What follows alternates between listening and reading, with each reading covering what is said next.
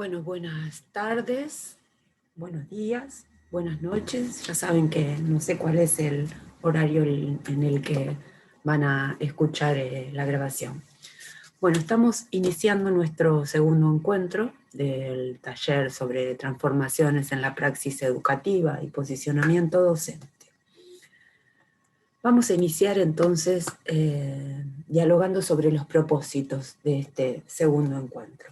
Lo que queremos entonces en esta oportunidad es sintetizar conceptos del encuentro anterior, sobre todo los vínculos que podemos llegar a encontrar entre pedagogía y literatura de la mano de autores como La Rosa, Bárcena, y en el caso de hoy que vamos a trabajar con Ricoeur, con Paul Ricoeur.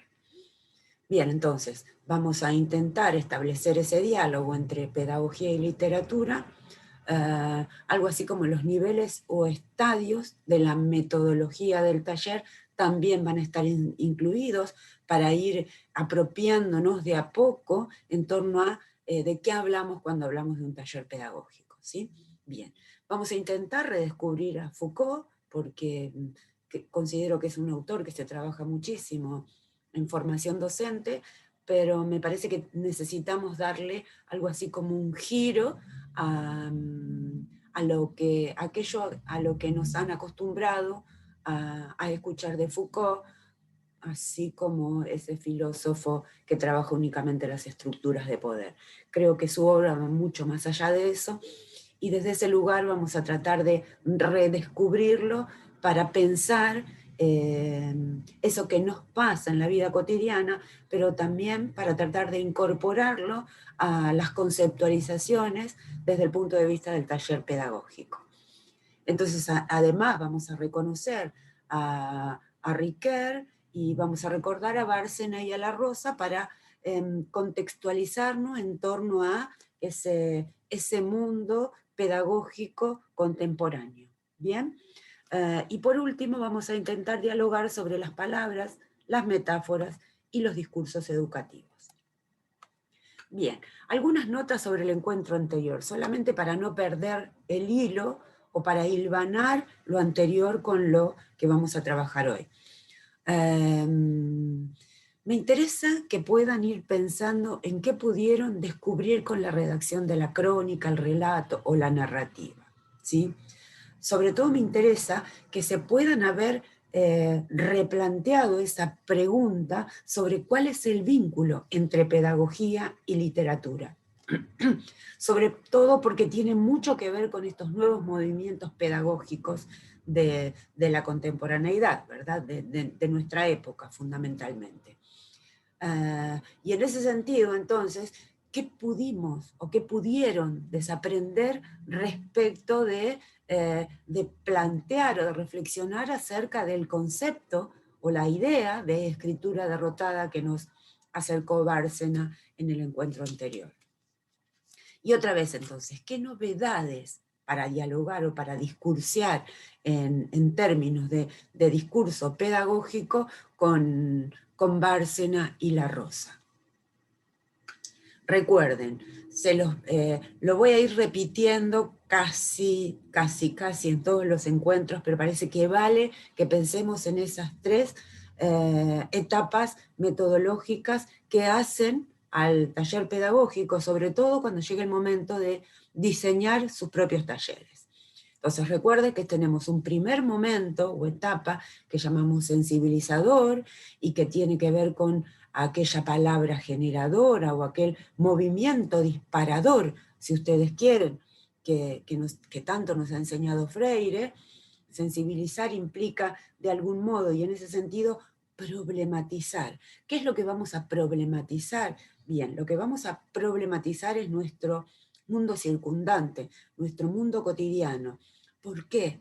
Porque considero que en ese mundo cotidiano hay una gran carga de conocimientos que están como ocultos o como tapados a modo de capas de cebolla y que tenemos que ir de algún modo deshilachando. Ese deshilachar las capas de la cebolla me parece que de algún modo hacen a a una cuestión problematizadora. Entonces, el momento sensibilizador es un momento disparador del diálogo sobre todo, pero también es el momento de problematizar, es el momento de dialogar en torno a un problema particular que tenemos, ¿no? De eso se trata sensibilizar. No se trata de volvernos más sensibles, o podría ser que sí, pero lo que más nos interesa en este momento es poder disparar un diálogo en el que podamos problematizar esas cuestiones de la vida cotidiana, pero fundamentalmente de nuestra vida cotidiana como docentes.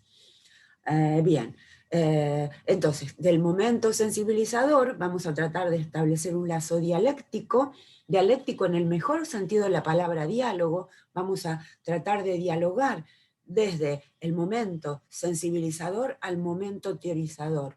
Es el momento de tratar de articular esa problematización que tuvimos a partir del diálogo, ponerla en concepto, ponerla en palabra, ponerla en teoría. De algún modo, la teoría, la bibliografía, ¿sí? El material bibliográfico, el material de lectura, nos tiene que resultar útil para hacer esa dialéctica entre la etapa 1 y la etapa 2, que sería este momento teorizador. De algún modo, sigan pensando en que tenemos estas 3 etapas que no solemos mencionarla en el momento del trabajo, pero es necesaria al momento de la reflexión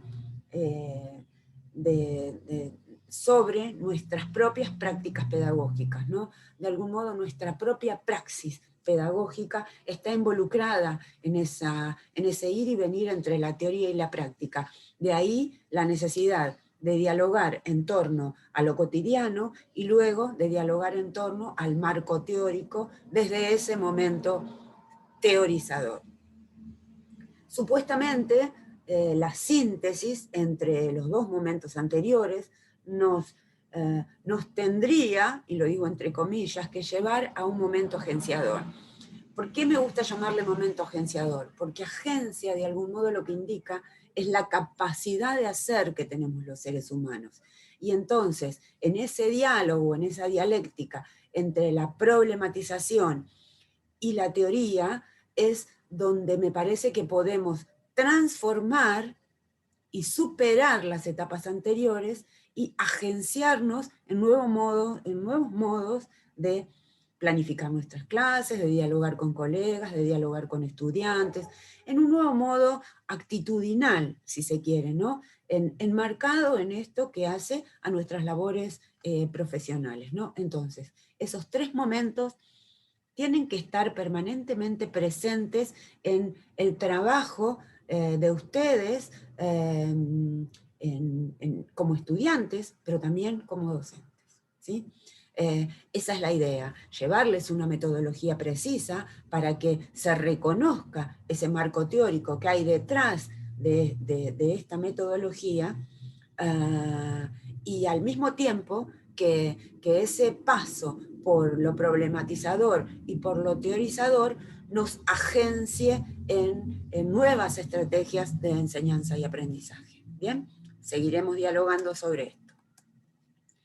Bien, les decía anteriormente que trataremos en este encuentro de redescubrir a Foucault. ¿Qué implica esto de redescubrir a Foucault? Implica que, en líneas generales, como les decía antes, dialogamos con toda la teoría Foucaultiana, pensando en lo que tiene que ver con las estructuras de poder. No nos vamos a alejar de ahí, porque es cierto, la teoría Foucaultiana nos habla de cómo pensar o cómo reflexionar en el marco de esas estructuras de poder. Estructuras de poder que no tienen que ver con dominados y dominadas, o oprimidos, poblaciones oprimidas y pobladores opresores o poblaciones opresoras. No tiene que ver con eso. Para Foucault el poder no tiene que ver con una dominación, sino que el poder tiene más que ver con el ejercicio del poder, ¿sí? hay una parte en la historia de la sexualidad que nos habla del método, ¿sí? Y la cuestión del método en Foucault tiene que ver con eso, ¿no? En comprender que el poder viene de todos lados y está en todos lados, ¿no? Ese poder que viene de todos lados y está en todos lados implica que hay unas relaciones de poder que son microscópicas y que no tienen que ver con las instituciones, o no tienen que ver únicamente con las instituciones y las jerarquías, sino que tienen que ver con el ejercicio, insisto, del poder. Ejercicio del poder que siempre está planteado en términos asimétricos. Hay unas asimetrías básicas que pueden encontrarse en una familia, en una pareja, en una relación pedagógica, en una relación laboral, en una relación amorosa, en lo que a ustedes, en cualquier relación en la que intervengan seres humanos, ¿sí?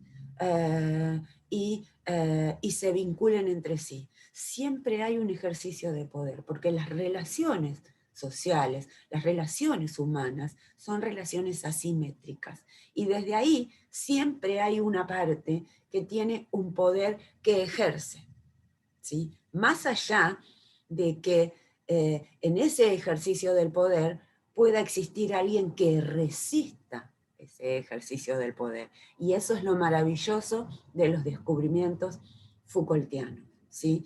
Que donde hay poder hay resistencia. Y esa resistencia se debe a que siempre hay una puja en esa asimetría.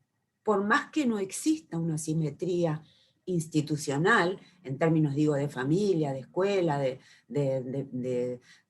justicia, de lo que a ustedes, de la esfera social que ustedes quieran tomar, digo, aunque no existe, entonces, no, perdón, no que no existe, sino que no estamos hablando desde Foucault en ese tipo de ejercicio del poder en torno a las jerarquías, sino en términos a las relaciones de poder que ejercitamos a diario en el mundo de la vida cotidiana, ¿sí? Desde ese lugar uno tiende a pensar que obviamente la relación de poder tiene que ver algo así como en un sub y baja, si ustedes quieren, entre saber y poder, ¿sí? Porque quien supuestamente tiene algún saber, ya tiene en sentido Foucaultiano algún poder para ejercer su propio poder. Bien, entonces, me parece que traer a Foucault y traer el texto que les dejé como bibliografía complementaria en el encuentro anterior, que tiene que ver con el orden del discurso, de algún modo nos pone a pensar en que ese ejercicio del poder también se da en términos institucionales, ¿sí? Pero se da en términos institucionales porque de algún modo se reprime, se va reprimiendo algunos conceptos, algunas cuestiones que están permitidas hablar en algún momento particular de la vida y de la historia. Y desde ahí entonces pensar en esto de pensar el vínculo entre la sexualidad y el poder. La voluntad de poder es el primer tomo de la historia de la sexualidad. Y por eso hablamos de esa voluntad de saber, ¿sí? Hay una necesidad de saber para poder establecer ese ejercicio de poder del que habla Foucault, ¿no? Entonces, creo que la sexualidad, o la historia de la sexualidad, mejor dicho, tiene mucho que ver con esa voluntad de saber, ¿sí? ¿Por qué habla Foucault de la voluntad de saber? Porque de algún modo ese ejercicio de poder discursivo de algún modo está montado en la mirada, en la visualización de las prácticas cotidianas, es decir, de algún modo hay una necesidad de vigilar el momento de la práctica propiamente dicha, en términos de las instituciones de la modernidad, si ustedes quieren, que son las que analiza Foucault, y en esa vigilancia perpetua que recorre tanto el cuerpo como el pensamiento, se van estableciendo una línea de observaciones de esas prácticas, y a partir de la observación de esa práctica se va construyendo un discurso, el discurso moderno, si ustedes quieren, el discurso de la ciencia, el discurso de la política, que en la modernidad va a tener que ver con ese control del cuerpo y del pensamiento, control del cuerpo y el pensamiento, insisto, que hace como un movimiento cíclico. Se va observando esas actividades cotidianas, y desde esa observación se van construyendo algo así como nuevas epistemes.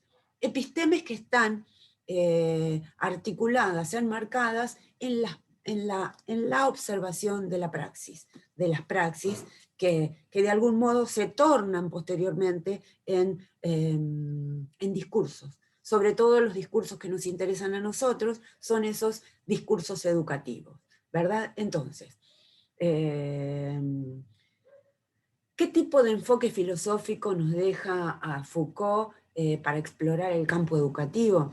Principalmente del vínculo en las relaciones de saber-poder, ¿no? Hay un ejercicio del poder anclado en el conocimiento, anclado en el saber, pero, nota al pie, ese conocimiento, ese saber, siempre tiene una vigilancia epistemológica. Esa vigilancia epistemológica, es la que de algún modo está representada por la ciencia, sobre todo la ciencia de la modernidad, ¿no? Que va encasillando esos discursos científicos en torno a lo que se puede decir y lo que no se puede decir. Entonces, nadie puede hablar de cualquier cosa en cualquier momento, nos dice Foucault. Y este es el momento, o uno de los momentos, que nos permiten hablar de la posibilidad de adquirir conocimiento pedagógico a partir de narrar nuestras propias experiencias educativas, pero sobre todo nuestras experiencias de enseñanza, nuestro poder de enseñar, poder en el sentido de potencia, insisto. Entonces, bien, lo que les dejo es un capítulo entonces de la historia de la sexualidad, del primer volumen, de la voluntad de saber. Y ahí de lo que habla Foucault es de cómo en la era victoriana la sexualidad se encerró en las paredes de la familia, y cómo se fue construyendo entonces ese discurso represivo, ¿sí? Hay una hipótesis represiva ahí en esa acción institucional, política, de encerrar la sexualidad en el seno de la familia, ¿no? Que tiene mucho que ver también con el discurso pedagógico, con el discurso económico, sobre todo con lo que tiene que ver con el trabajo. Digo, ¿para qué encerrar la sexualidad en la familia? De algún modo para cuidar esa familia. ¿Para cuidarla de qué? Para cuidar que la reproducción humana pueda seguir su camino y contar con algo así como ejércitos de esclavos que venden su mano de obra, ¿no? Pero bueno, este es tema para otro momento, solamente para que vayan pensando cómo es esa hipótesis represiva de la historia de la sexualidad de la que nos habla Foucault, y sobre todo vinculado a esa voluntad de saber, ¿verdad? Bien, entonces, ¿qué nos ha enseñado Foucault sobre palabras, conceptos y discursos? De algún modo fue estudiando tanto esas estructuras de poder, fundamentalmente en el campo de la ciencia, y desde ese lugar, si ustedes recuerdan algunos de los textos memorables de Foucault, tiene que ver con las palabras y las cosas, ¿sí? Pero además con la arquitectura del saber. Digo, de algún modo, el saber tiene una estructura, una arquitectura, tiene un edificio, ¿no? Y ese edificio tiene leyes y normas. Esas leyes y normas tienen que ver con que las cosas, ¿sí? las cosas no son, sino que las cosas significan. Y en esa significación hay alguien que les pone un nombre, ¿sí?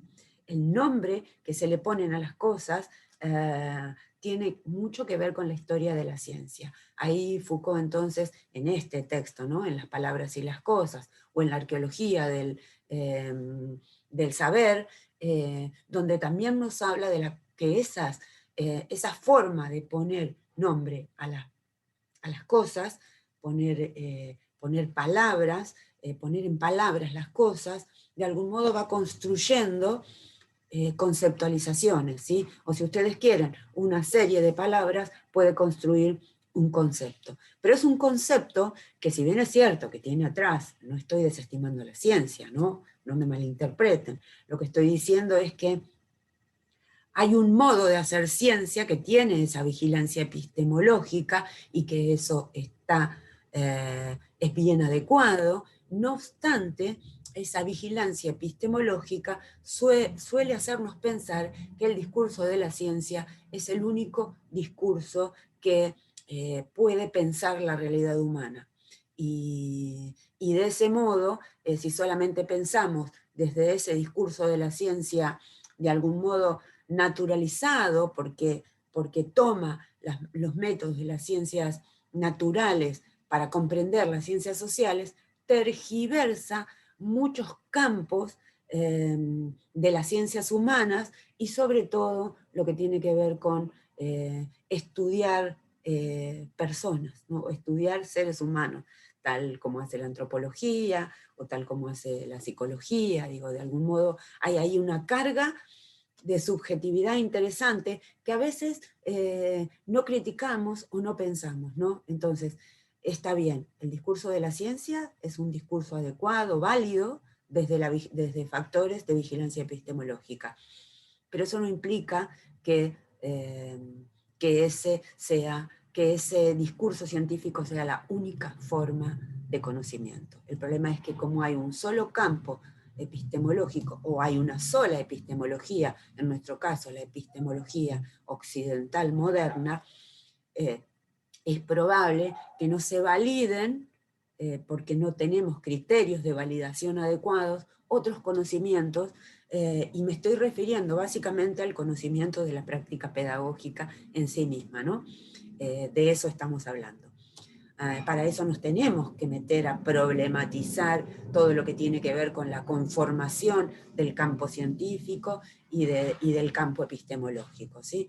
Entonces, esto que nos trae Foucault en Las palabras y las cosas, y donde nos va explicando cómo hay un grupo que se considera el portador de la validez de esos nombres de las cosas, y que con ese ejercicio de poder epistemológico, si ustedes quieren, va construyendo conceptos, ¿sí? Va construyendo conceptos que terminan eh, siendo discursos. En nuestro caso, un discurso pedagógico que se va montando en ese estilo de hacer ciencia de la epistemología occidental, y que impide que podamos llamar conocimiento a otros campos de saber que en muchas oportunidades son mucho más adecuados para comprender eso que nos pasa, entre comillas, ¿no? Eso que nos pasa en el mundo de la vida cotidiana. Entonces, tener bien presente esta pregunta: ¿qué nos ha enseñado sobre palabras, conceptos y discursos la obra de Foucault? ¿Qué nos trae de la filosofía griega? El último Foucault, el Foucault de la hermenéutica del sujeto, nos trajo la posibilidad de buscar la hermenéutica, la interpretación del sujeto en la filosofía griega, ¿no? Entonces, de ahí que en esa hermenéutica del sujeto, Foucault hable justamente de esos problemas más cercanos al campo educativo y político del mundo de la filosofía antigua, sobre todo la filosofía ateniense, ¿verdad? Entonces, tenemos ahí una serie de conceptos, como el de paideia, el de cultura, el de política, el de ética, el de filosofía, el de ciudadanía, ¿sí? Y como tantos otros, ¿sí? que nos hemos heredado de esa filosofía ateniense, ¿no? Y por tanto Foucault también consideró que para reinterpretar al sujeto, para hacer una hermenéutica del sujeto, era necesario ir a investigar a los atenienses clásicos. No vamos a trabajar sobre esto, pero de algún modo para mostrar todo ese trabajo en torno al poder del discurso, y sobre todo al poder del discurso científico, que se fue generando en esa modernidad occidental que estamos tratando de algún modo de desaprender, ¿no? Sobre todo cuando esa ciencia occidental impide o coarta que puedan existir otros modos de conocer que no sean únicamente los del campo de la ciencia, y sobre todo, insisto en esto, cuando hablamos de praxis, y más aún cuando hablamos de praxis educativa. Bien, entonces, digo, por dejarles algunas otras palabras, ¿no? La filosofía griega nos enseñó muchas cosas, pero también la filosofía francesa, ¿sí? ¿Qué nos fue aportando? ¿Y qué necesitamos desaprender de esa filosofía francesa? Digo, estoy hablando en términos muy amplios. Cuando hablo de filosofía francesa puedo hablar de un Ricoeur, de un Foucault, de un Descartes, y de tantos otros, ¿no? Pero bien, dejarles esta consigna de cómo podemos redescubrir a Foucault para poder pensar nuestras propias narrativas o relatos pedagógicos. Bien, les decía que íbamos a intentar conocer un poco a La Rosa, ahí hay gente que seguramente lo conoce, pero como es un pedagogo contemporáneo, no hay tanto material como para conocer su trayectoria, ¿no? Bien, ha vivido en España casi toda su vida, Jorge La Rosa, pero hay algunas personas que dicen que nació en Argentina, allá por 1960.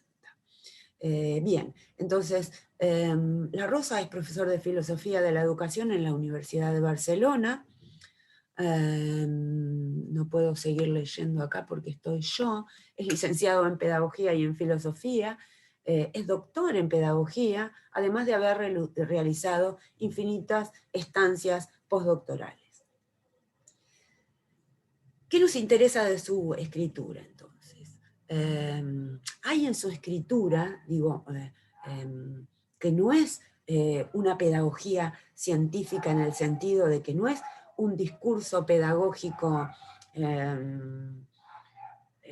ordinario, por llamarle de algún modo. Cuando digo ordinario digo corriente o emblemático desde el punto de vista de ser un conocimiento científico, sino que La Rosa, en lugar de establecer discursos pedagógicos de corte científico, nos trae más bien algo que tiene que ver con ensayos, ¿no? Entonces, en los ensayos de La Rosa se mezcla, ¿sí? Se mezcla o se entrelaza con la filosofía, la literatura y la educación.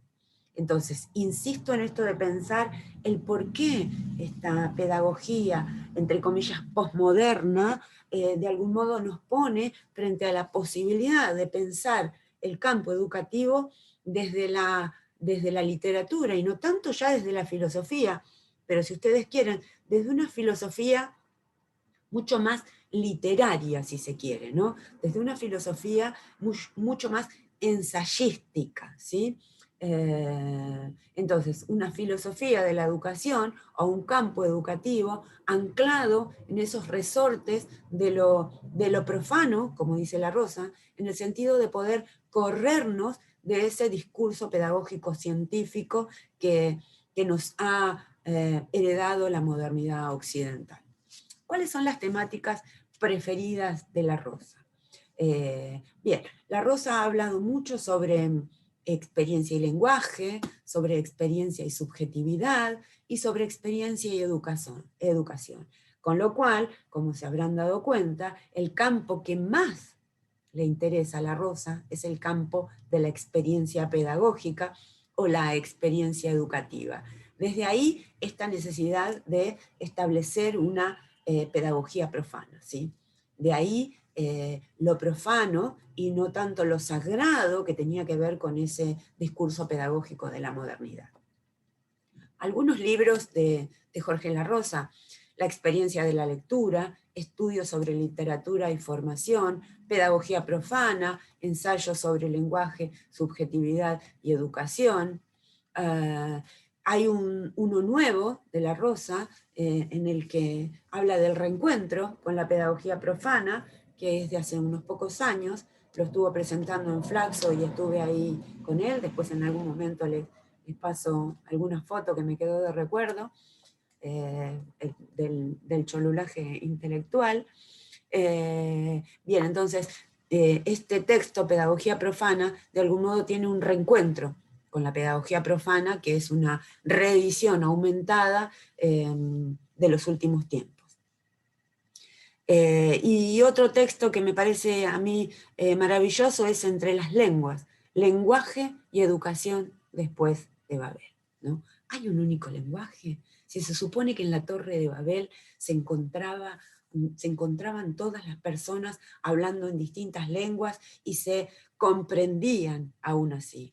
Entonces, ¿podemos encontrar esa Torre de Babel, esa torre del discurso pedagógico experiencial en el relato o desde el relato de nuestras experiencias educativas? Bien, creo que esto de hablar en lenguas o de hablar en distintos lenguajes científicos tiene que ver con esta necesidad, ¿no?, de hablar de los lenguajes de la educación, y no de un único lenguaje de la educación. Y no estoy hablando de idiomas, sino que estoy hablando de lógicas discursivas, ¿no? Hay diversas lógicas discursivas que tenemos que poner en discusión después de Babel, como dice Jorge La Rosa, ¿no? Dice Jorge La Rosa que el discurso pedagógico dominante, ese del discurso moderno, occidental, está escindido entre la arrogancia de los científicos y la buena conciencia de los moralistas. Otra de las aristas del discurso pedagógico de la modernidad, que está atravesado por una serie de prohibiciones, por una serie de campos morales que solemos confundir con cuestiones éticas, cuando en realidad no lo son, sino que son campos de moralidades diferenciadas. No vamos a seguir dialogando sobre esto. Vuelvo a leer entonces. El discurso pedagógico dominante, escindido entre la arrogancia de los científicos y la buena conciencia de los moralistas, se está haciendo impronunciable. Las palabras comunes comienzan a no saber a nada, a no saber en el sentido de que no tienen gusto a nada, y a no sonar a nada. Irremediablemente son falsas y vacías. Y cada vez más se tiene la sensación de que hay que aprender de nuevo a pensar y a escribir, aunque para ello haya que apartarse de la seguridad de los saberes. Está siendo como algo así como metafórico, ¿no? La seguridad de los saberes se está refiriendo obviamente a esa modernidad ilustrada y a ese discurso pedagógico, ¿no? Entonces, para ello, aunque para ello haya que apartarse de la seguridad de los saberes, de los métodos y de los lenguajes que ya se poseen, ¿sí? Entonces, estos ensayos que les había dejado en la clase pasada, uno de ellos como bibliografía obligatoria, tienen que ver con el lenguaje de una pedagogía profana, necesaria para poder encontrar un discurso pedagógico que nos acerque más a la realidad, ¿sí? Bien, dejamos a La Rosa entonces. Bueno, con Bárcena no tuvimos ahí un video en la clase anterior y les dejé el texto que hace a la misma conferencia que vieron en el video, pero me parecía adecuado hablar un poco de Bárcena, ¿verdad? Bárcena nace en Bilbao en 1957, es profesor de Filosofía de la Educación en la Universidad Complutense de Madrid, es compositor, músico e intérprete. Si ustedes buscan en las redes van a encontrar, hay una serie de poemas para pensar canciones muy interesantes, muy interesantes. La pedagogía de Bárcena está anclada en su experiencia de vida, pasada y presente, y que no tiene que ver únicamente con el campo educativo, sino que tiene que ver con el campo de la vida, ¿no? Por eso insisto en esto de que educarnos es una cuestión de vida, es una cuestión de vida y muerte, si se quiere, ¿no? Pero no educarnos en esa rigurosidad de ese discurso pedagógico de la modernidad, sino buscando un tipo de educación más amena de algún modo, que nos acerque mucho más al arte y a la literatura. Entonces, me parece que ese es el punto de partida de la pedagogía de Bárcena, que va un poco más allá que la de La Rosa, porque Fernando es un artista. Lo pueden encontrar también, que ahí también Bárcena tiene también un nuevo texto, que no recuerdo el nombre en este momento, pero que hace poquito tiempo lo presentó en Flaxo. Bien, entonces, la escritura de Bárcena es perfectamente ensayística y fronteriza. Fronteriza en el sentido que es mestiza, si ustedes quieren, ¿no? Es mestiza porque, porque tiene mucho que ver con un pensamiento dialéctico, en el sentido de engendrado tanto por lo científico como por lo literario, tanto por lo que tiene que ver con el campo de la pedagogía rigurosa, pero vinculado con esa pedagogía más vinculada al arte, a lo literario, ¿no? Y desde ahí que digo que es fronteriza. Y también es fronteriza porque va de algunas ciudades como la filosofía, recorriendo ciudades de la educación y también de la literatura. Entonces, sus ensayos abordan los problemas pedagógicos desde la filosofía, la educación y la literatura. Las temáticas preferidas de Bárcena son la experiencia reflexiva, digo, esto lo atraviesa en torno a cómo pensar esa experiencia reflexiva. Otra vez digo, como en el caso de Jorge La Rosa, Fernando Bárcena nos pone en ese tren de la experiencia nuevamente, ¿no? Fíjense cómo se fue esa pedagogía profana o esa pedagogía insurgente, para poder establecer un relato pedagógico, tiene que pensar desde el campo del arte y sobre todo la literatura, ¿no?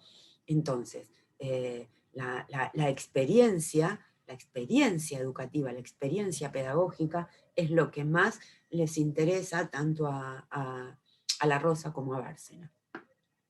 Entonces, Bárcena nos habla además de la experiencia reflexiva, sobre la experiencia de sentido y el acontecimiento existencial, ¿sí?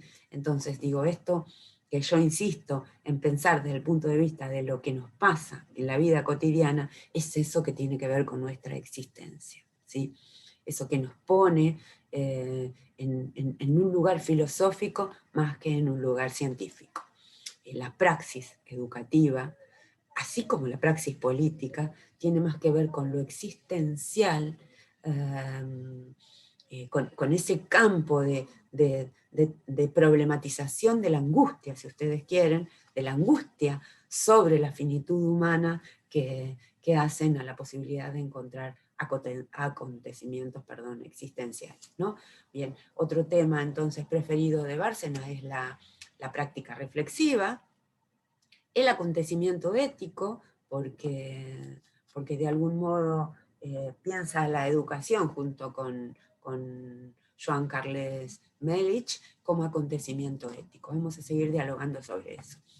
La poesía y la literatura, y esas cosas que pone, esas palabras que pone Bárcena que tienen que ver con el aprendizaje de la decepción. Algo así como la escritura derrotada, pero transformada en un aprendizaje que nos decepciona, ¿no? Nos decepciona porque no nos acerca al mundo de la vida, ¿no? Y desde ese lugar me parece que ese discurso pedagógico, riguroso, tan acotado al campo de la ciencia, no nos permite ver ese mundo de la vida. Aleja a la educación, que tiene que ver un resorte por el que vamos a transitar durante toda nuestra vida en la Tierra, porque hay algo así como un campo de formación permanente que ustedes conocen. Entonces, la posibilidad de pensarnos desde la literatura y el arte nos pone más en ese tren de la vida antes que en el tren de la ciencia rigurosa, ¿no? Bien, algunos libros de Bárcena en busca de una educación perdida. Esto está, de algún modo, es un título que parafrasea a una literatura, fundamentalmente la de Proust, cuando habla de En busca del tiempo perdido, ¿no? Una novela maravillosa, que bueno, que de algún modo parafrasea Bárcena en ese libro que es del año 2016. El aprendiz eterno, que es este que tengo acá en mis manos para leerles algo, que es de 2012. El oficio de la ciudadanía, de 1997 y 2001, hay una reedición ahí. La educación como acontecimiento ético, de las que les hablaba antes, que tiene un subtítulo, natalidad, narración y hospitalidad. Esos subtítulos no son caprichosos, sino que tienen que ver con los campos temáticos que trabajan en esa obra. Natalidad en términos de pensar la educación desde la perspectiva de Hannah Arendt, narración en términos de pensar la educación desde la perspectiva de Paul Ricoeur, y hospitalidad, obviamente, en términos de pensar la educación desde el punto de vista de la ética, de la alteridad o de la ética, de la exterioridad que nos acerca Levinas, ¿sí? Entonces, natalidad, narración y hospitalidad tienen mucho que ver con esos tres marcos teóricos que utilizan Melich y Bárcena en la educación como acontecimiento ético. ¿Bien? Y la experiencia reflexiva en educación, que es un texto que tengo por ahí también, pero que no acerqué para contarles, porque quería leerles un poquito de la contratapa de El aprendiz eterno. Digo, si ustedes quieren, este aprendiz eterno es lo que somos nosotros y nosotras, en términos de la formación permanente, ¿no? Entonces dice Melich que somos aprendices del tiempo. Y la educación es un encuentro entre generaciones en la filosofía del tiempo. Tránsito y pasaje. Somos tránsito y pasaje. Nos transformamos, caminamos, cambiamos, leemos, dialogamos, reflexionamos e intentamos una serie de hábitos novedosos. Somos aprendices del tiempo, entonces. Y la educación es un encuentro entre generaciones. Tránsito y pasaje. Transmisión del mundo. En los rostros de los aprendices se evidencia la búsqueda de la grandeza de los que, al desaparecer, se hundieron en su inmortalidad.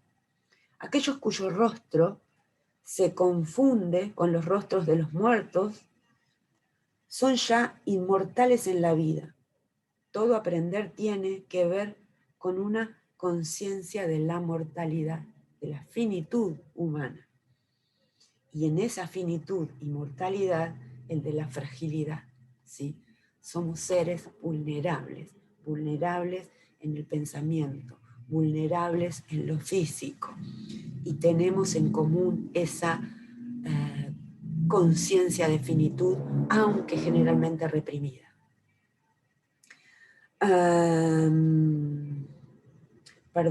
En el rostro de los aprendices se evidencia la búsqueda de la grandeza de los que, al desaparecer, se hundieron en su inmortalidad, aquellos cuyo rostro se confunde con los rostros de los muertos, son ya inmortales en vida.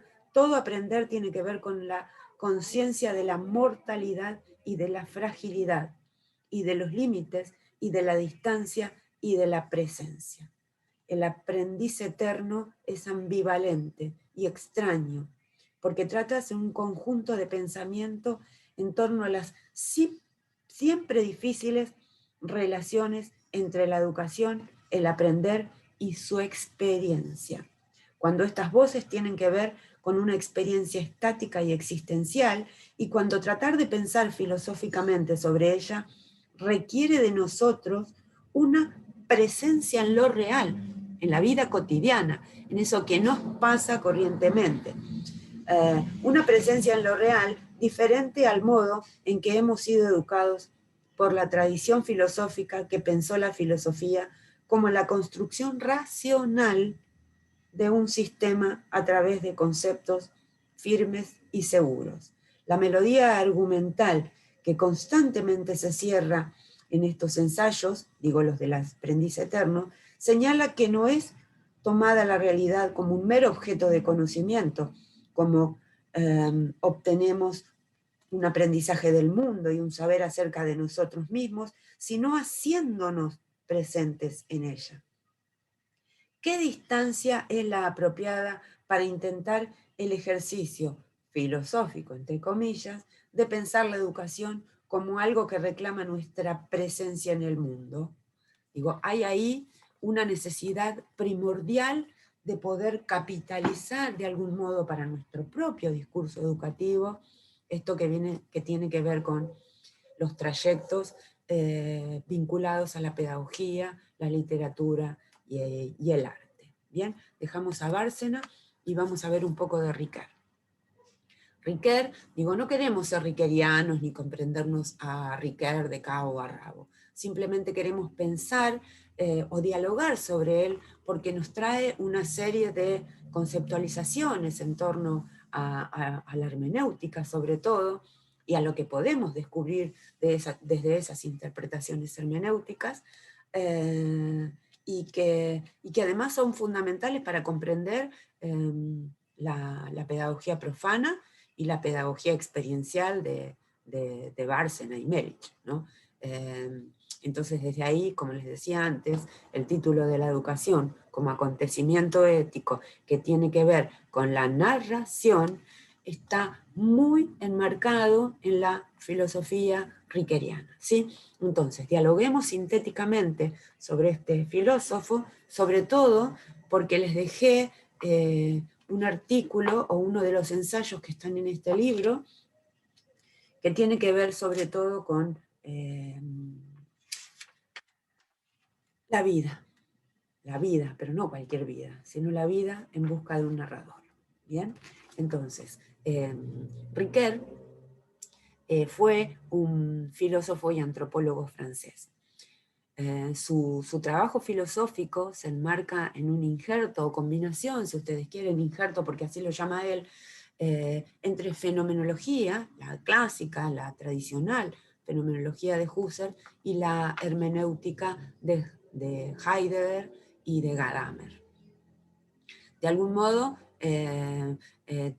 sobre todo, tiene que ver con esto, ¿no? Con la hermenéutica de Heidegger y Gadamer, porque es una hermenéutica que tiene mucho que ver con el campo poético, o con el campo poético, con el campo de la poesía, del arte, de la literatura. Es decir, no podemos hablar de cualquier tema en cualquier momento. Si estamos hablando de la posibilidad de narrarnos al interior de una experiencia pedagógica, y esa narración, ese relato, puede ser considerado como conocimiento, es porque hay todo un trayecto reflexivo anterior a nosotros y nosotras que tiene que ver con el campo de revolución lingüística, si ustedes quieren, en el marco de ese famoso giro lingüístico que operó en la filosofía del siglo XX, sobre todo a partir de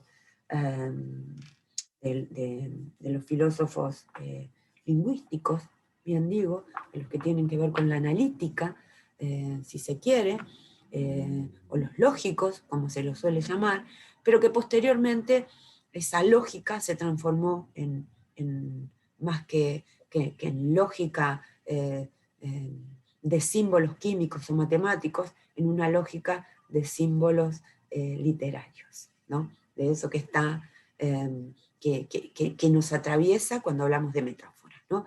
Entonces, para seguir con la línea anterior, los intereses interpretativos de Ricoeur tienen que ver con una exégesis o con una hermenéutica en torno a cuestiones de mitología, de teología, de psicoanálisis. Digo, es fundamental el psicoanálisis en la obra de Ricoeur, pero no la psicología, ¿sí? Sino el psicoanálisis freudiano, ese psicoanálisis que está de algún modo anclado en factores o en relatos mitológicos, y me estoy refiriendo al complejo de Edipo, por ejemplo, del que nos supo hablar tan adecuadamente Freud, y esos son los campos que atraviesan la filosofía entonces de Ricoeur.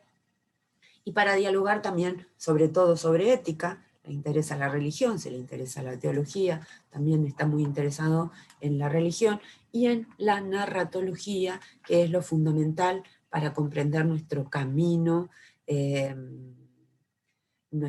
reflexivo en torno al relato de nuestras experiencias pedagógicas.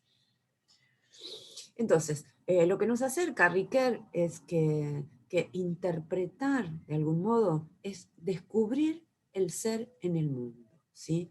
Hay un ser en el mundo que se oculta en el texto, ¿no? En lo que leemos. ¿Podríamos llamarle discurso? Sí, probablemente podríamos llamarle discurso.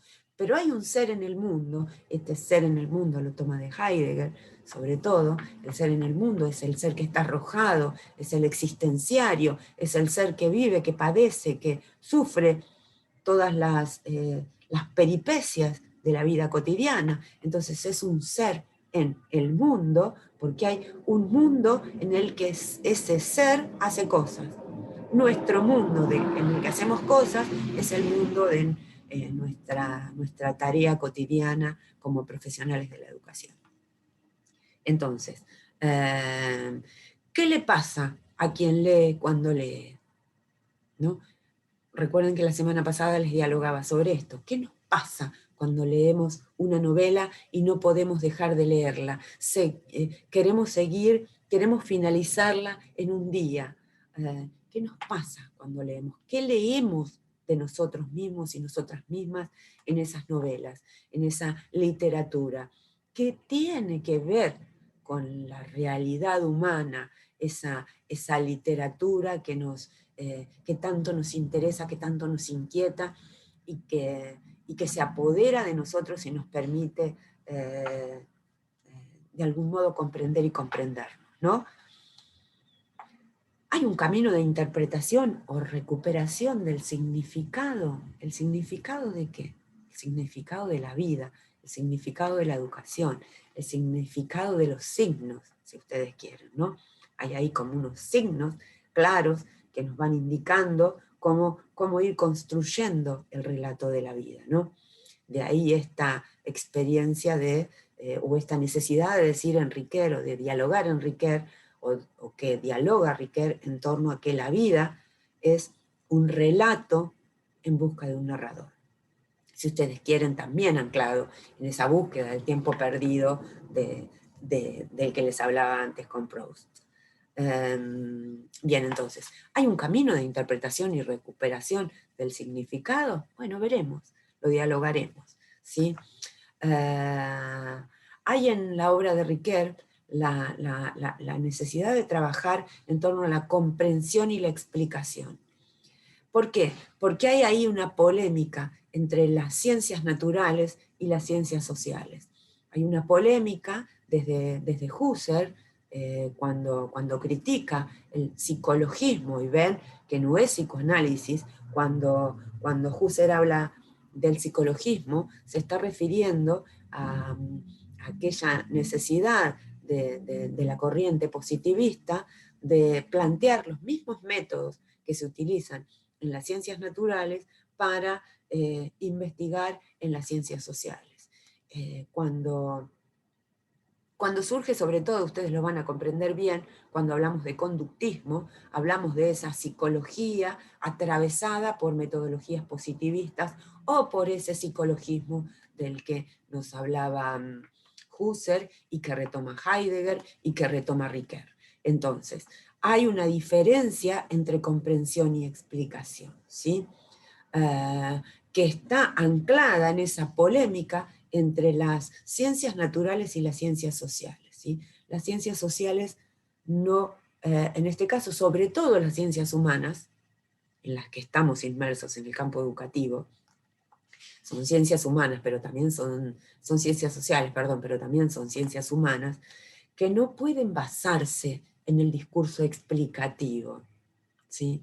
Sino que necesitan anclarse e interpretarse desde el punto de vista de la comprensión, ¿sí? El campo de la comprensión, entonces, el campo de la hermenéutica, de interpretar para comprender ese ser en el mundo, es el campo, sobre todo, de la filosofía, y el campo de la filosofía hermenéutica, que está vinculada al arte y a la literatura, ¿no? Entonces, esa polémica que inicia Dilthey, si ustedes quieren, en pleno siglo XIX, a finales del siglo XIX, y que recién recogemos en el campo pedagógico, fíjense cuánto nos tardamos, a fines del siglo XX y en este siglo XXI, es la necesidad de plantearse que la pedagogía no se puede explicar, la pedagogía se puede comprender, y para comprender a la pedagogía o a las pedagogías, porque hay muchas pedagogías, es necesario replantearse esa perspectiva hermenéutica. Es necesario replantearse cómo leemos la literatura y cómo leemos el discurso de la ciencia, ¿no? Entonces, tengan siempre en cuenta esta diferenciación entre comprensión y explicación, ¿sí? El discurso filosófico anclado en lo literario y en lo artístico busca comprender más que explicar. La ciencia explica, ¿sí? La filosofía comprende. Y la ciencia social y la ciencia humana y la pedagogía como tal comprende. Y para comprender necesita estar en ese discurso. Bien, entonces, hay que pensar en esa diferenciación entre comprensión y explicación, pero también hay que pensar en la vida como relato, ¿sí? ¿Por qué? Porque comprender un texto es un arte. Las historias se cuentan, ¿sí? Pero la vida, ¿qué pasa con la vida? ¿Se vive? ¿Se narra? ¿Se cuenta? Bien, esa es la tarea reflexiva que tienen para este segundo encuentro y para lo cual van a tener que leer el texto de Ricoeur, en el que les va a hablar sobre la intriga que toma de la poética aristotélica, para hablar del mitos, de este mito, ¿no? No del mito como algo que no es verdad, no del mito que necesita que lo reconozcan como algo que no es real, sino de lo que nos traen aquellos relatos míticos, ¿no? Aquellos relatos del origen de la vida o del origen de la educación, que nos llegan a partir de esa narración mítica, ¿sí? Que tiene una comprensión, una comprensión que está más cerca de lo ensayístico y lo literario, pero que aún así es una razón poética y no tanto una razón racional como que quería la pedagogía tradicional o incluso la pedagogía tecnocrática del siglo XX, ¿no? Estamos pensando en la posibilidad de plantear nuevas pedagogías. Esas nuevas pedagogías pueden ser poéticas, pueden ser insurgentes, pueden ser profanas o pueden ser experienciales. Lo importante es que podamos visualizarnos como seres de comprensión, aunque profesionales, pero siempre como seres de comprensión más que de explicación. ¿Bien? Entonces, para eso, Ricoeur va a recurrir a las fábulas. Fábula no en el sentido otra vez de un discurso sobre animales, sino fábula, porque la fábula para Aristóteles tiene que ver con una serie de peripecias que le ocurren a alguien que está narrando una historia particular, y que de algún modo marca la tragedia, la fortuna, digo la fortuna en el sentido de azar, ¿no? La fortuna o la angustia, es decir, son peripecias que tienen que ver con la tragedia, con la comedia, ¿no? De toda nuestra historia, de toda nuestra vida, ¿no? Entonces la intriga que toma Riquet, esa intriga en sentido aristotélico, nos habla de que toda historia nos enseña algo. Cuando hablo de fábula, recuerden que no me estoy refiriendo a una historia en la que los animales hablan, aunque tampoco la desestimo, sino que me estoy refiriendo a un discurso poético anclado en la narratología, ¿no? Anclado en la posibilidad de plantear esas peripecias que le ocurren a una persona en el camino de una vida particular, aunque ésta sea de ficción. ¿Sí? Bien, entonces, los campos que le interesan a Riquet son los campos de la hermenéutica y la lingüística. Como les había dicho antes, también el psicoanálisis más bien de estilo freudiano. Riquet nos habla de 3 maestros de la sospecha, ¿sí? Porque la sospecha es lo que le interesa a Riquet fundamentalmente. ¿La sospecha de qué? La sospecha ante ese discurso fetichista del positivismo, de la modernidad, que pone en un mismo saco todas las ciencias, o a todas las ciencias, si se quiere. Entonces, esos maestros de la sospecha son para Riquet Freud, Marx y me está faltando, y Nietzsche, obviamente. Los 3 grandes maestros de la sospecha. ¿Sí? Nietzsche primero, si hacemos una continuidad en una línea histórica, Nietzsche, Freud, al revés, perdón, Marx, Nietzsche y Freud. ¿Sí? Ahí vamos, en el camino, Marx, Nietzsche y Freud. Bien, quería establecer una línea de tiempo y yo misma me saltaba todas las peripecias. Bien, entonces, hay en ese texto de Riquet la necesidad de hablar de las intrigas, de la fábula, entendidas en el marco de la poética aristotélica. La intriga entonces es el equivalente narrativo de la acción semántica, y de ahí, al hablar de lo semántico, la necesidad de pensar en metáforas, ¿no? Las metáforas como algo que comprendemos mucho más que una ciencia, ¿no? Entonces de ahí la necesidad de trabajar con la metáfora, ¿no? Una metáfora viva, dice Riquet.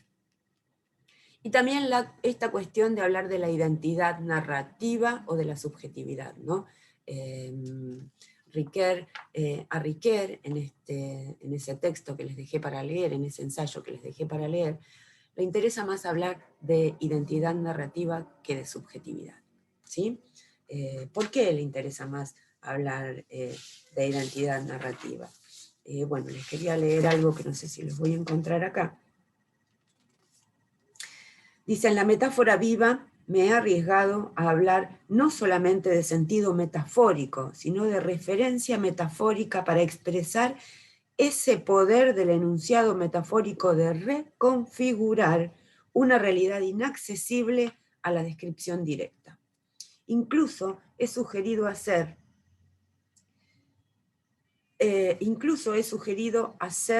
del ver cómo, en el que se resume el poder de la metáfora, lo revelador de un ser como, ¿sí? En el nivel ontológico más radical. Bien, entonces, del relato de la vida nos pone frente a la necesidad de narrarnos, ¿sí? Y como conclusión, dice Riquet, Como conclusión, que aquello que llamamos sujeto, ¿sí? ¿Y por qué no habla de subjetividad entonces? Nunca está dado desde el principio, porque el sujeto se construye, se crea a partir de la semilla, de la potencia, del estar en alguna actividad, de cualquier tipo, en cualquier actividad humana, ¿no? Entonces,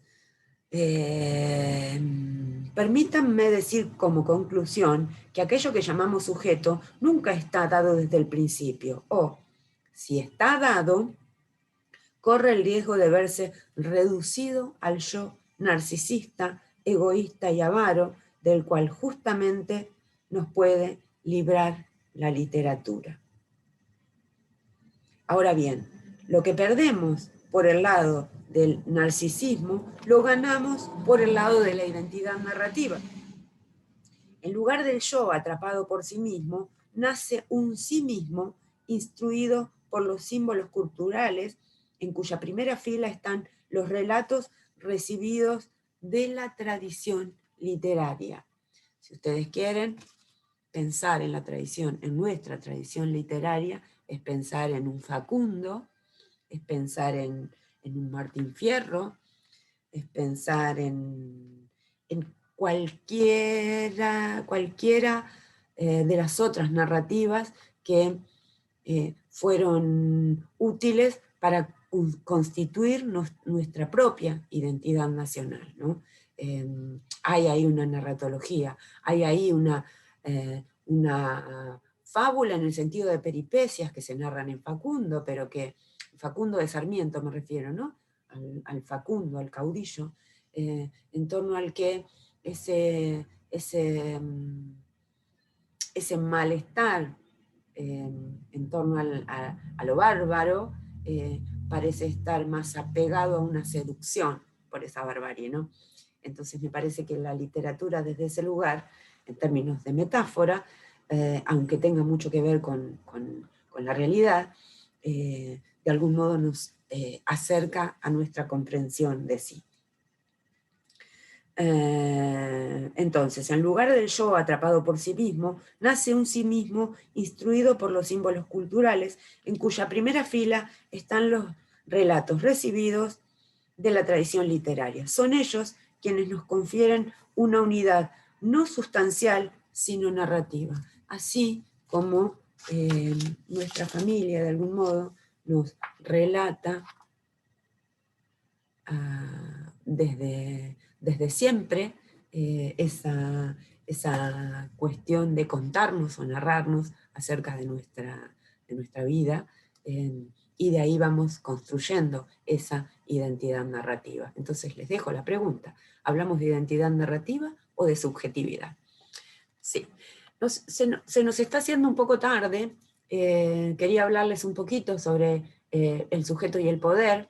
Ahí les dejé un texto que tiene que ver con la necesidad de dialogar sobre el sujeto pedagógico, ¿no? Y por eso me gustaría hablarles un poquito de ese texto. Se me ha hecho un poco tarde, pero sintéticamente y parafraseando a Aristóteles, por eso lo traigo,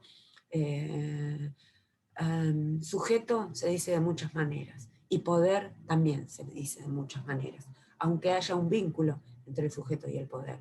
Insisto en esto de que no se planteen el poder como algo que dominante, sino en poder en el sentido de potencia, de lo que puede ser, en el poder en el sentido de semilla. De ahí es que Aristóteles nos habla del sujeto, o descubre, mejor dicho, el sujeto. Aristóteles es el gran descubridor del sujeto.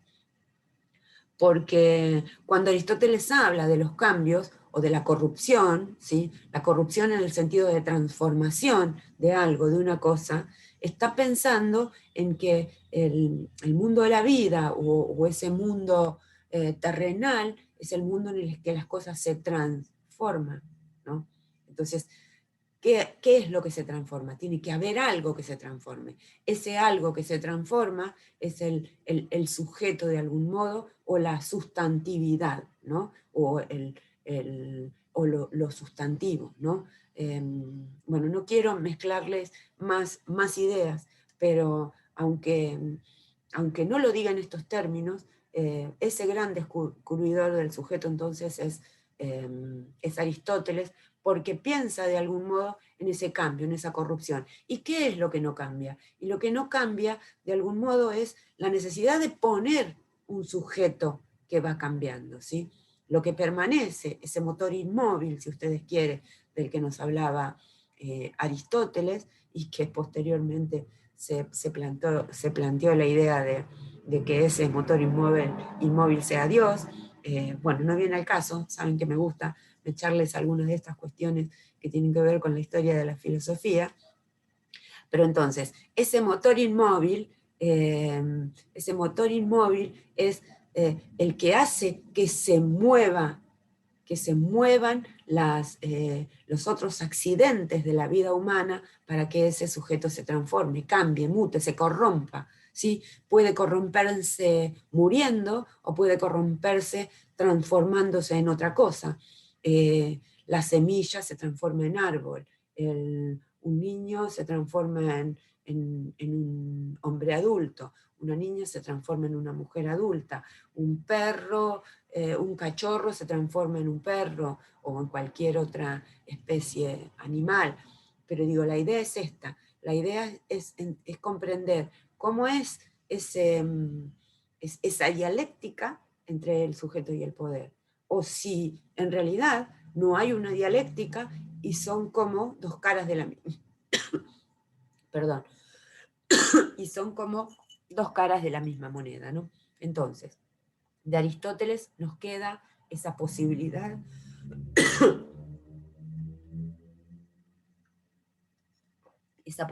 de hablar, de plantearse el sujeto en primer lugar como lo que cambia, como eso que cambia. En lugar de hablar de un ente, va a hablar de un sujeto que cambia, y el poder. Entonces dialogamos sobre el sujeto y el poder con ese último material de lectura obligatoria que les dejé, ¿sí? Cuando ustedes piensan en la modernidad, obviamente, ¿quién aparece a la cabeza de esa subjetividad o del inventor de la subjetividad? Y Descartes o Descartes. ¿Sí? Descartes descubre ese sujeto como sujeto pensante, ¿no? Y desde ese lugar me parece que Descartes se olvida mucho del cuerpo. Tiene que ver con el establecimiento de su teoría, ¿no? Cuando Descartes, en el discurso del método, nos lleva a pensarnos desde la perspectiva de desintegrarnos, ¿no? Dice algo así, ustedes saben que yo no puedo repetir literalmente lo que dicen los autores, pero más o menos dice Descartes algo así: puede que no tenga brazos, puede que no tenga pierna, puede eh, que, que no tenga rostro, incluso, y esta es la duda hiperbólica que va a poner, la duda hiperbólica tiene que ver con no dudar por dudar, sino como duda metódica, ¿no? Entonces esa duda hiperbólica tiene que ver con un método, con el dudar de todo hasta que ya no haya más cosas sobre las que pueda dudar. Entonces, si dudo que tengo sobre la existencia de mi cuerpo, dudo de que no tengo cuerpo, pero dudo también de las ciencias matemáticas, si ustedes quieren, porque puede, dice Descartes, que exista un genio maligno que me esté engañando. Ese genio engañador me esté diciendo que 2 más 2 es 4 y que eso no sea verdad, y que 2 más 4 sea 5. Puede incluso, y esto lo hace a propósito, para después decir que Dios sí existe, puede incluso que ese genio engañador haya engañado incluso al Dios, si ustedes quieren, ¿no?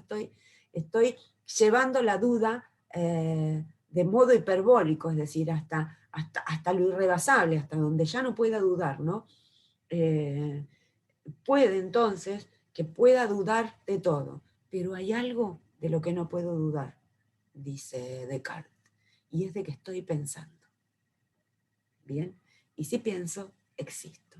Entonces, ese individualismo yoísta, del yo individual, del ego cogito, de ese ego pensante, o de ese yo pensante, el ego cogito es el yo pensante. Si ese yo pensante tiene un cuerpo, eso es una res extensa, va a decir Descartes, ¿sí?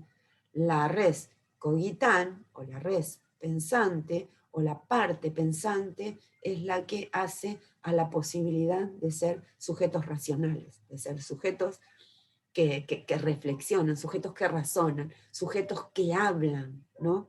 Desde ese lugar, ese sujeto que razona y que habla es el sujeto pensante, ¿no? Y ahí, el sujeto es el ego cogito, el yo pienso. Entonces, del sujeto que cambia, ¿sí? Que se transforma al sujeto pensante, y del sujeto pensante, digo, solo por traerles algunos autores, como ustedes saben, me gusta traerles algunos nada más, podríamos pasar a ese otro sujeto, que es el sujeto hegeliano, que es un sujeto atravesado por su filosofía dialéctica, y entonces Hegel, así hablando sintéticamente, nos va a decir que hay un sujeto individual, ¿sí?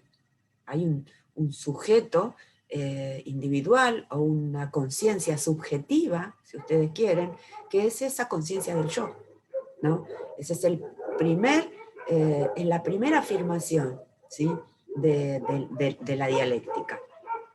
Hay una conciencia subjetiva. Esa conciencia subjetiva podría estar representada por el yo. Recuerden que les bajo la teoría al nivel más comprensivo posible. Y por eso es probable que si ustedes van a leer a Hegel, no lo lean en estos términos, ¿sí? O no encuentren cómo leerlo en estos términos. Pero lo cierto es que hay. Entonces, a ver, nota al pie. Lectura muy recomendable para comprender la filosofía, El mundo de Sofía, ¿sí? La historia de la filosofía. Es como una novela que nos narra la historia de la filosofía. Deben haber tomado contacto con ella en algún momento, y creo que el día que la leí decidí que no había otra forma de pensarnos como seres humanos que desde el punto de vista de la filosofía. Entonces, y hay autores que nos han enseñado muchísimo, y más allá de que sus teorías no estén cerca de nuestra realidad, nos son muy útiles para pensarnos, ¿sí? No solamente para pensar, sino para pensarnos. Entonces Hegel, les decía, tiene en ese juego dialéctico esa primer conciencia, que es la conciencia subjetiva, ¿sí? El yo, es el yo. Ahora bien, eso se tiene que dialectizar en algún lado, tiene que haber una negación de la afirmación. Esa negación, ¿sí? Vendría a ser algo así como una antítesis, ¿sí? Negamos a partir de la antítesis. Entonces, de esa conciencia subjetiva, podemos pasar a una conciencia objetiva, ¿sí? ¿Que dónde va a estar? ¿Dónde la podemos encontrar? ¿Cuáles son las metáforas para comprender la conciencia objetiva? La familia, las leyes, ¿sí? Y las instituciones, ¿sí? Entonces, la familia como institución, el padre, la madre como autoridad, y las leyes también como una autoridad, ¿sí? Tenemos por un lado, si ustedes quieren, los pueden poner también en las tópicas freudianas, el yo, el superyo, entonces la conciencia subjetiva y la conciencia objetiva. El superyo sería ese dador de normas, ese organizador de nuestra vida, ¿sí? Conciencia subjetiva, conciencia objetiva como antítesis, y la síntesis, es decir, la superación, entre comillas, de esas dos etapas anteriores, estaría dada por lo que en la dialéctica hegeliana él identifica en la filosofía, en el arte y en la religión. Arte, filosofía y religión, entonces serían los tres campos de conocimiento que de algún modo identifican esa conciencia absoluta, esa síntesis, ¿sí? de la dialéctica hegeliana. Entonces, conciencia o espíritu, también le podríamos llamar, subjetivo, conciencia o espíritu objetivo, que concluyen o se sintetizan en esa conciencia o espíritu absoluto que estaría representado por el arte, la filosofía y la religión.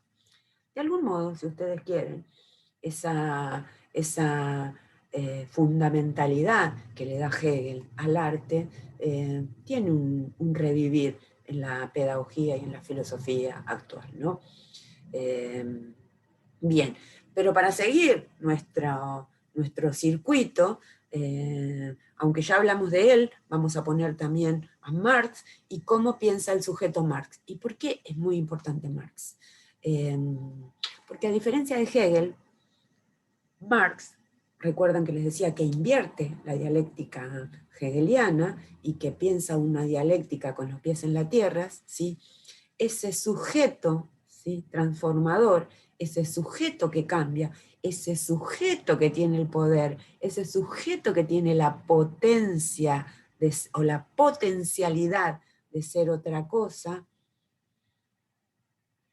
es un sujeto colectivo, ¿sí? No hay un sujeto proletario que sea una persona. El sujeto proletario es un sujeto colectivo.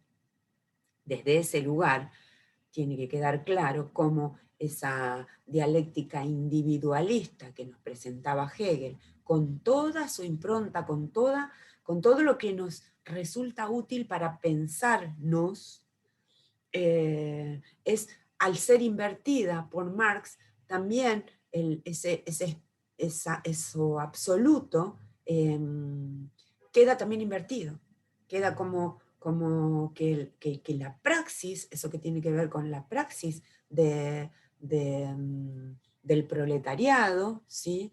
Esa praxis es colectiva, no es individual, porque el sujeto proletario es un sujeto de suyo colectivo. Bien, ya hablamos también con Foucault, en el texto les dejo algunas notas sobre Foucault, porque no podemos hablar de sujetos si no traemos de algún modo a Foucault, pero el texto que les dejé lo que busca es dialogar sobre el sujeto pedagógico. Por eso la pregunta entre el sujeto y el poder es ver si podemos plantearnos y reflexionar en torno al sujeto pedagógico. ¿Qué es el sujeto pedagógico? ¿Sí? La pregunta no es sencilla, aunque lo parece, pero bien. Sobre metáforas, discursos y educación. Bueno, esto que tiene que ver con el simbolismo de la cultura. Esto que también les trae Riquet en el texto, pero bueno, para acompañarlos un poco en algo así como una guía de lectura, ¿sí? En ese simbolismo de la cultura, entonces, ¿qué implica un gesto, es decir, una mueca, el movimiento del cuerpo? Digo, sí, ¿no? ¿Qué implican esos gestos para la acción y el agenciamiento humano? Son preguntas que les dejo para que vayan pensando, ¿no? ¿Qué son y para qué nos sirven las palabras? ¿No? ¿Qué son los discursos? Digo, desde el inicio de la clase que estamos dialogando en torno a esto, ¿no? Entonces, ¿qué son los discursos? Si ustedes analizan el término, y por ahí lo que les puede resultar muy útil es analizar la etimología de la palabra, es decir, el origen de la palabra. Cuando decimos discurso, hablamos de una separación, ¿sí? O de un diálogo, ¿sí? Porque dis es dos, entonces puede ser una separación y un diálogo, y de un curso, y un curso es una carrera. Entonces, el discurso no siempre es el mismo, porque el discurso se transforma. El discurso, por ser carrera, por ser curso, sobre todo, va cambiando, ¿no? Entonces los discursos se van modificando.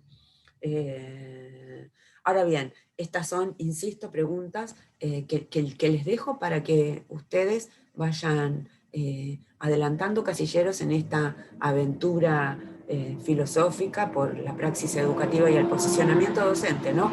Entonces, ¿Para qué emplear metáforas en las narrativas? ¿Mm?